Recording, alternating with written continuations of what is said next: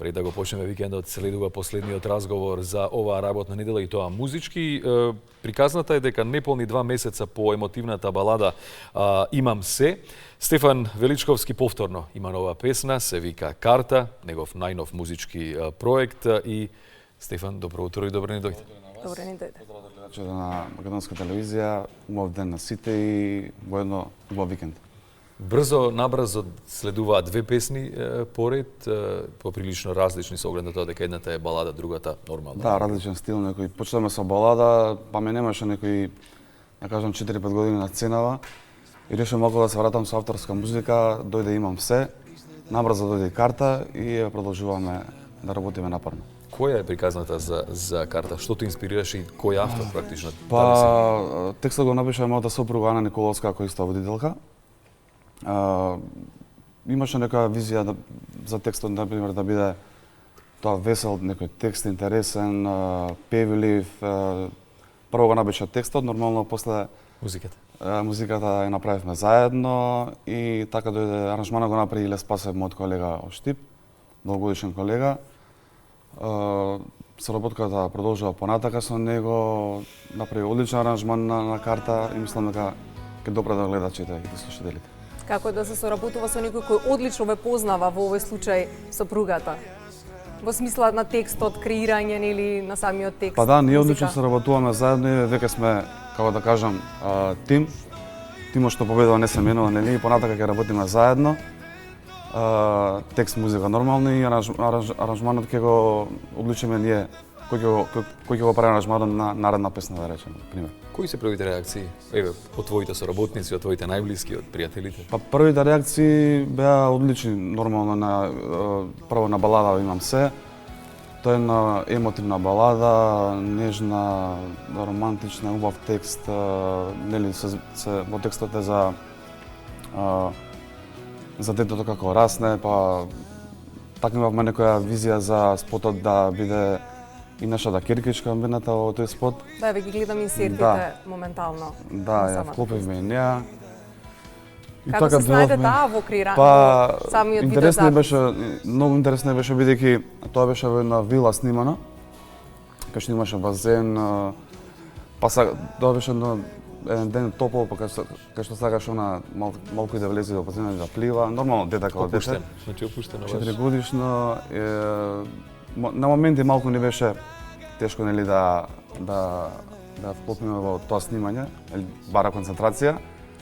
Па ќе се измори, па сака да спие, па да одмори малце и...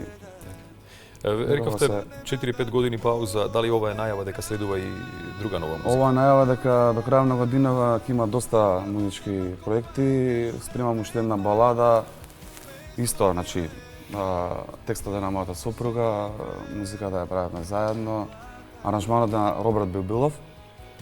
Таа ни беше инаку во план за Охрид, ама малку закасниме со терминот и се надам дека негде октомври, ноември ќе ја издадеме со спот.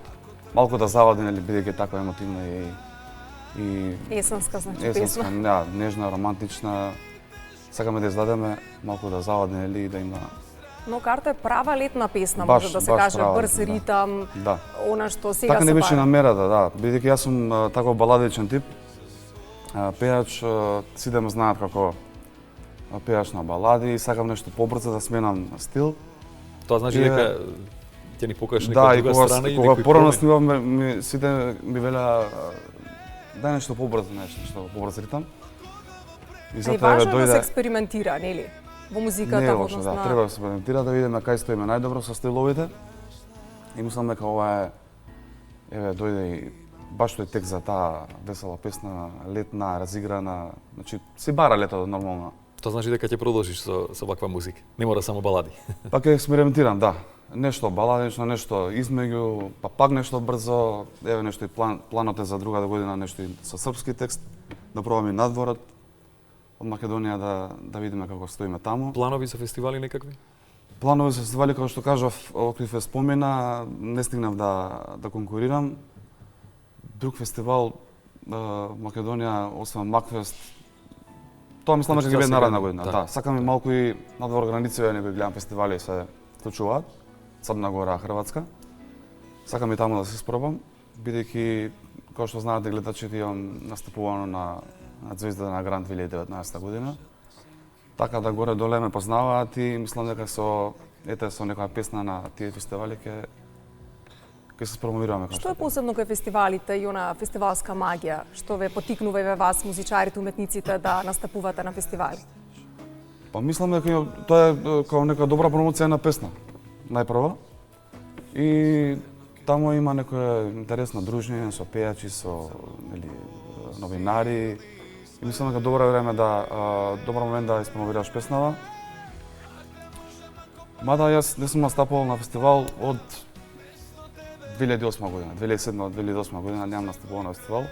Така да ми доаѓа некако да се вратам на Значи фестивали. време е веќе за фестивали. Што прави Стефан Летова? Кој имаш ли настапи некакви? Да, си течат настапите, ние знаете летен период е полн со настапи, не дека после летова нема да имаме настапи. Следува нова година и тие новогодишни прослави. Така да сум доста ангажиран со прославите и баш ми е мило што има доста настапи и се надам дека има се повеќе и повеќе. Стефан, повели ме. Не. Тоа сакам да кажам, да ти посакам успех, се разбира, многу нова музика и добре да е повторно се разбира. Дај Боже да се гледаме се почесто и почесто.